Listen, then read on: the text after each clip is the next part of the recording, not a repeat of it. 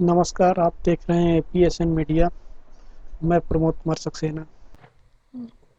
मुख्यमंत्री भूपेश बघेल ने आज वीडियो कॉन्फ्रेंसिंग के माध्यम से बिलासपुर और सरगुजा संभाग के मितानिनों और बहुउद्देशीय कार्यकर्ताओं से कोरोना संक्रमण की रोकथाम के लिए किए जा रहे प्रयासों के बारे में चर्चा की। मुख्यमंत्री ने मितानिनों से गांव के कोरोना इलाज और बचाव के लिए उपयोग में आने वाले दवाइयों के मेडिकल किट की उपलब्धता एवं वितरण के संबंध में जानकारी ली। इस दौरान मुख्य सचिव अमिताभ जैन और अपर मुख्य सचिव सुब्रत साहू मौजूद रहे। वीडियो कॉन्फ्रेंसिंग के माध्यम से कोरबा जिले के विकास खंड करतला की मितानिन किरण रजक, अनीता जांगड़े तथा बहुउद्देशीय स्वास्थ्य कार्यकर्ता मायाराम सारथी ने मुख्यमंत्री से सीधा संवाद किया। मुख्यमंत्री बघेल ने मितानिनों को संबोधित करते हुए कहा कि कोरोना महामारी के इस दौर में पैदा हुए विषम परिस्थितियों में मितानिन बहनों की भूमिका महत्वपूर्ण है। वे अपने कार्य क्षेत्र में सजग, सावधानी और गंभीरता पूर्वक कोरोना से लड़ने में काम कर रही हैं। बघेल ने कहा कि डॉक्टर को भगवान का दूसरा रूप कहा जाता है। कोरोना महामारी के इस मुश्किल हालात में छत्तीसगढ़ की मितानिनें घर घर जाकर कोरोना के इलाज और कोरोना से बचाव के लिए जरूरी दवाइयों का किट बांट रही हैं। अपने क्षेत्र में सभी लोगों की दवाई बांटकर निश्चित तौर पर मितानिनों प्राण रक्षक देवी का काम कर रही हैं। दवाइयों की सही समय पर लोगों तक पहुंच जाने से कोरबा संक्रमित मरीज जल्दी स्वस्थ हो रहे हैं। उन्होंने कहा कि राज्य सरकार की कार्य योजना के अनुसार प्रारंभिक लक्षण आने पर ही दवाइयां दी जा रही हैं, जिनके फलस्वरूप संक्रमण की गंभीर स्थिति आने से पहले ही लोग स्वस्थ होते जा रहे हैं। मुख्यमंत्री ने मितानिनों से कहा कि लक्षण दिखते ही कोरोना जांच करवाने में लोगों की मदद करें और तत्काल दवाइयों की किट उपलब्ध करवाएं। स्वास्थ्य विभाग द्वारा सभी मितानिनों को पर्याप्त मात्रा में दवाइयों की किट उपलब्ध कराई गई है। मुख्यमंत्री बघेल को वीडियो कॉन्फ्रेंसिंग के दौरान विकासखंड करतला ग्राम पंचायत सलिया भाटा की मितानिन किरण रजक ने बताया कि उनके वार्ड क्रमों के 65 घरों में कुल 5 लोग संक्रमित थे। 3 संक्रमित दवा के सेवन से अब ठीक हो चुके हैं तथा एक संक्रमित का इलाज होम आइसोलेशन में और दूसरे का इलाज सृष्टि कोविड अस्पताल में चल रहा है। उन्होंने मुख्यमंत्री को कोरोना किट में प्रदाय की गई दवाएं और उनके सेवन के बारे में जानकारी दी। ग्राम संडेल की मितानिन अनीता जांगड़े ने बताया कि उनके वार्ड में कुल 85 घर हैं, जिनकी आबादी 495 है। उनके क्षेत्र में कुल 5 कोरोना संक्रमित पाए गए हैं, जिनमें से 3 मरीज पूरी तरह से स्वस्थ हो चुके हैं। एक मरीज का इलाज सीपेट कोविड केयर और दूसरे का इलाज होम आइसोलेशन में रहकर किया जा रहा है। रामपुर उप स्वास्थ्य केंद्र में पदस्थ कार्यकर्ता मायाराम सारथी ने बताया कि उनके क्षेत्र में कुल 74 कोरोना संक्रमित मरीज थे, जिनमें से 17 मरीज पूरी तरह स्वस्थ हो चुके हैं तथा 57 मरीज का इलाज होम आइसोलेशन में किया जा रहा है। सभी मरीजों को कोरोना दवा किट उपलब्ध कराकर उसका सेवन शुरू करा दिया गया है। स्वास्थ्यकर्ताओं और मितानिनों ने यह भी कहा कि लक्षण दिखते ही दवा का सेवन शुरू करने वाले मरीजों की स्थिति न तो गंभीर हो रही है, न ही उनका ऑक्सीजन लेवल कम हो रहा है। मरीजों और उनके परिजनों को कोरोना दवा किट उपलब्ध कराने के साथ ही उन्हें संक्रमण से बचने के लिए कोविड प्रोटोकॉल लगातार पालन करने और हाथों को लगातार धोते रहने, मास्क लगाने तथा सोशल डिस्टेंसिंग का पालन करने की सलाह दी जा रही है। नगर पंचायत पाली और उसके आसपास के क्षेत्रों में तेजी से बढ़ते कोविड संक्रमण की रोकथाम के लिए की गई व्यवस्थाओं का औचक निरीक्षण करने 6 दिन बाद आज फिर कलेक्टर किरण कौशल सुबह से ही क्षेत्र के प्रवास पर रही। जिला पंचायत के सीईओ की मौजूदगी में कलेक्टर ने पाली सामुदायिक स्वास्थ्य केंद्र पहुंचकर वहां संदिग्ध कोरोना मरीजों की जांच, आइसोलेशन में रह रहे लोगों के इलाज आदि सुविधाओं का मौके पर जायजा लिया। कौशल ने स्वास्थ्य केंद्र में जांच के लिए आने वाले संदिग्धों के इलाज के लिए आने वाले संक्रमितों तथा नॉन कोविड मरीजों तथा लोगों के आने जाने के लिए अलग अलग रास्ते बन जाने पर संतोष व्यक्त किया। इसके साथ ही जांच के लिए आने वाले लोगों को धूप व गर्मी से बचाने के लिए टेंट लगाकर छांव की व्यवस्था हो जाने पर भी अधिकारियों की तारीफ की। कौशल ने पाली स्वास्थ्य केंद्र में कोविड की जांच करने में लगे डॉक्टरों, पैरामेडिकल स्टाफ को बुलाकर भी जानकारी ली। उन्होंने जांच में कोरोना संक्रमित पाए जाने वाले लोगों की काउंसलिंग कर उन्हें बरती जाने वाली सावधानियों और दवाइयों तथा इलाज के बारे में पूरी जानकारी देने के भी निर्देश दिए। होम आइसोलेशन मॉनिटरिंग सेल में काम में लापरवाही पर हॉस्टल अधीक्षक को निलंबित कर दिया है। कलेक्टर ने पाली प्रवास के दौरान सामुदायिक स्वास्थ्य केंद्र के मेडिकल टीम से आइसोलेशन मॉनिटरिंग के बारे में जानकारी ली। हर दिन मरीजों के ऑक्सीजन लेवल, बुखार आदि स्वास्थ्य संबंधी जानकारी सही तरह से नहीं लेने, कोविड महामारी के दौरान कार्य में लापरवाही बरतने पर कलेक्टर ने हॉस्टल अधीक्षक ब्रिजेश कुमार साहू को निलंबित कर दिया है। उन्होंने साहू से होम आइसोलेशन में रहकर इलाज करा रहे कोविड मरीजों के सतत संपर्क तथा उनके स्वास्थ्य की मॉनिटरिंग के बारे में पूछा। साहू संतोषजनक उत्तर नहीं दे सके। कलेक्टर ने 6 दिन पूर्व भी से सभी कर्मचारी को होम आइसोलेशन में रह रहे लोगों के स्वास्थ्य के बारे में जानकारी लेने के, प्रतिदिन ऑक्सीजन लेवल, दवाई, बुखार, पल्स ऑक्सीमीटर आदि के बारे में जानकारी रखने के निर्देश दिए थे।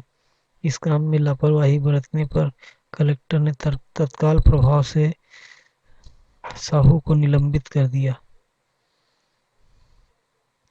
होम आइसोलेशन में इलाज करा रहे मरीजों की गंभीरता से निगरानी, तबीयत बिगड़ने पर तत्काल अस्पताल में भर्ती कराने हेतु कलेक्टर ने निर्देश दिए हैं। कलेक्टर ने होम आइसोलेशन के संपूर्ण अवधि के दौरान स्वास्थ्य विभाग द्वारा नियुक्त स्वास्थ्य कर्मी प्रतिदिन होम आइसोलेटेड मरीज या उसके अपडेट में फोन के माध्यम से संपर्क में रहने के निर्देश दिए। कौशल ने होम आइसोलेशन मरीज का ऑक्सीजन लेवल 90 पहुंचने पर तत्काल मरीज को कोविड अस्पताल या कोविड केयर सेंटर में भर्ती कराने के भी निर्देश दिए। कलेक्टर ने होम आइसोलेशन में रह रहे लोगों के स्वास्थ्य के बारे में जानकारी लेने, प्रतिदिन ऑक्सीजन लेवल, दवाई, बुखार, पल्स ऑक्सीमीटर आदि के बारे में जानकारी रखने के निर्देश कर्मचारियों को दिए। कौशल ने विकास खंड में प्रतिदिन आने वाले नए कोरोना पॉजिटिव मरीजों के लक्षण के आधार पर होम आइसोलेशन में रहकर इलाज करने के निर्देश मेडिकल टीम को दिए हैं। उन्होंने डॉक्टरों से होम आइसोलेटेड मरीजों के सतत संपर्क में रहने और लगातार मरीजों की ऑक्सीजन, तापमान और स्वास्थ्य स्थिति का जायजा लेने के निर्देश उन्होंने दिए हैं। होम आइसोलेटेड मरीजों के ऑक्सीजन लेवल कम होने पर या उनकी तबीयत बिगड़ने पर तत्काल उन्हें ऑक्सीजन बेड वाले अस्पतालों में भर्ती कराने के निर्देश डॉक्टरों को दिए हैं। कलेक्टर ने एक्टिव सर्विलांस टीम के प्रभारी से भी पिछले 6 दिनों में हुई प्रगति की जानकारी ली। बीओ ने बताया कि 217 सर्विलांस दल बनाए गए हैं। 18 सेक्टर अधिकारी भी इस काम में शामिल किए गए हैं। एक्टिव सर्विलांस दलों में शामिल मितानिन, आंगनबाड़ी कार्यकर्ता एवं शिक्षक विकास खंड की सभी ग्राम पंचायतों में सर्वे का काम कर रहे हैं।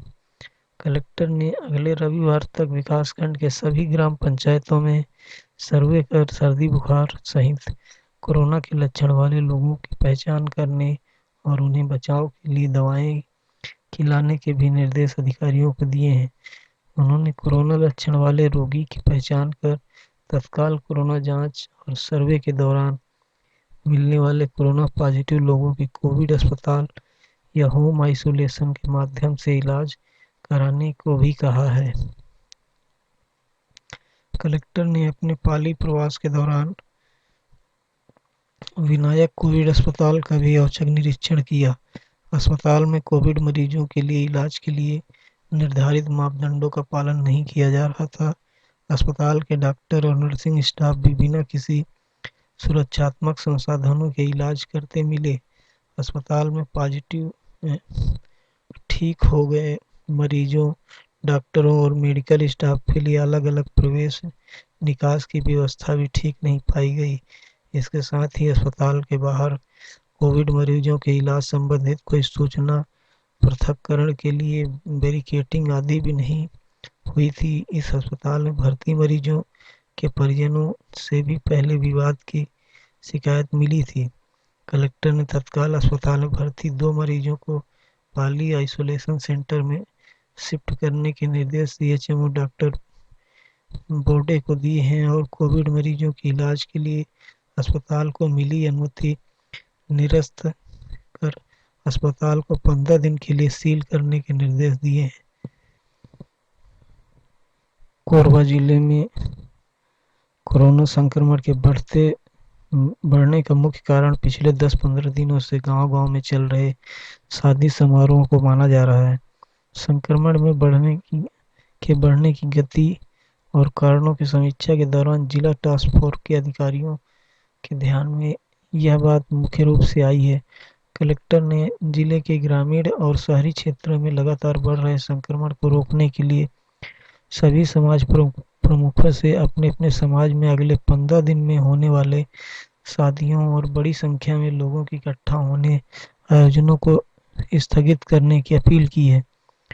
कलेक्टर ने जिले के सभी जनप्रतिनिधियों, जिला पंचायत, जनपद पंचायत सदस्यों, पंच सरपंचों से भी अपने अपने क्षेत्र में बड़ी संख्या में लोगों के इकट्ठा होने वाले सभी गतिविधियों को आने वाले 15 दिनों के लिए आगे बढ़ाने की अपील की है।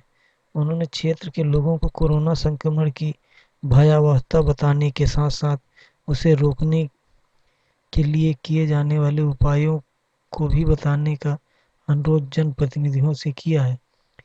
जिला टास्क फोर्स की समीक्षा के दौरान यह बात संज्ञान में आई है कि पिछले 10-15 दिनों में कोरोना संक्रमण के बढ़ते मुख्य कारण गांव और शहरी इलाकों में पिछले महीनों में बड़ी संख्या में हुई शादी ब्याह हैं। इन आयोजनों में बड़ी संख्या में बाहर से लोग शामिल हुए हैं, जिसमें कोरोना संक्रमण बढ़ा है। टास्क फोर्स की समीक्षा के दौरान यह बात भी सामने आई है कि मृत्यु संबंधी रीति रिवाजों के निर्वहन के दौरान भी बड़ी संख्या में लोगों के एकत्रित होने से गांवों के तालाबों में निस्तारी से और हैंडपंप तथा पानी भरने से नल स्रोतों के जरिए जिले में कोरोना संक्रमण तेजी से बढ़ा है। जिला प्रशासन ने इन कारणों को ध्यान में रखकर ही कोरोना की चेन तोड़ने की रणनीति पर अमल शुरू कर दिया है। गांवों में तालाबों के निस्तारी को प्रतिबंधित किया गया है। इसके बाद ही इलाकों में हैंडपंपों से पानी भरने के दौरान सोशल डिस्टेंसिंग का पालन सुनिश्चित कराया जा रहा है। कंटेनमेंट जोनों में तो ट्रैक्टर ट्रॉली पर पानी टंकी लगाकर घर घर पानी पहुंचाने की व्यवस्था की गई है। सभी अनुभागों में अगले 15 दिन तक शादी समारोह अनुमतियां निरस्त हुई। एसडीएम ने जारी किए निर्देश में इस बीच कोरोना संक्रमण को बढ़ने से रोकने के लिए जिला के चारों अनुभागों के दंडाधिकारियों ने अगले 15 दिन के लिए जारी विवाह अनुमतियों को निरस्त कर दिया है। सभी अनुभागों में 17 मई तक शादी ब्याह की अनुमति नहीं होगी। कोरोना अनुभाग में 120 शादी के लिए, पाली अनुभाग में 34 शादियों के लिए, कटघोरा अनुभाग में 88 शादियों के लिए और पौड़ी उपरोड़ा में अनुभाग में लगभग 50 शादी समारोह के लिए जारी अनुमतियां निरस्त कर दी गई हैं। कोरबा के तहसीलदार सुरेश साहू ने बताया कि अनुमति निरस्त होने के बाद भी शादी समारोह आयोजित होने पर संबंधित परिवार पर भारी जुर्माना लगाया जाएगा और महामारी अधिनियम सहित भारतीय दंड संहिता 1860 तथा आपदा प्रबंधन अधिनियम के तहत विधिक कार्यवाही की जाएगी।